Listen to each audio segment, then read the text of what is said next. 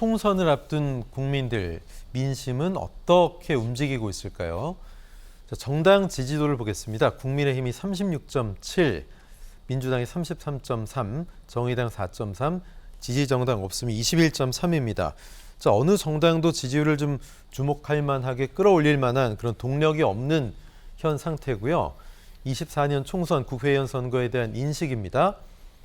자, 정부 견제를 위해서 야당을 지지해야 된다 48.1, 정부 지원을 위해서 여당을 지지해야 된다 43.9, 모름무응답 8입니다. 저대로라면 글쎄요, 여소야대 전국이 좀 그대로 유지가 되는 그런 지금까지의 분위기이긴 하지만 또 선거 때까지는 아직 시간이 많이 남아있기 때문에 민심이 어떻게 요동칠지는 알 수 없습니다.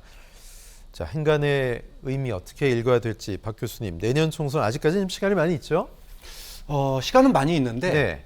크게 그 기본 구도는 바뀌지 않은 것 같아요. 네. 우리가 지난 대선 때 사상 유례 없는 초박빙 결과가 나왔습니다. 예. 0.7% 차로 윤석열 후보가 대통령에 당선됐죠. 그리고 이재명 후보는 낙선했습니다. 그때 그 당선의 가장 포인트는 뭐였냐면 문재인 정부의 부동산 정책 실패였어요. 그것에 대해서 이거는 좀 바꿔야 되겠다라고 생각을 했고, 그게 저는 0.7%에 큰 영향을 미쳤다고 봅니다. 자, 그런데 그렇게 해서 대통령이 바뀌고 지방선거도 야당 밀어주고 다 했는데 좋아지는 게 없는 거예요.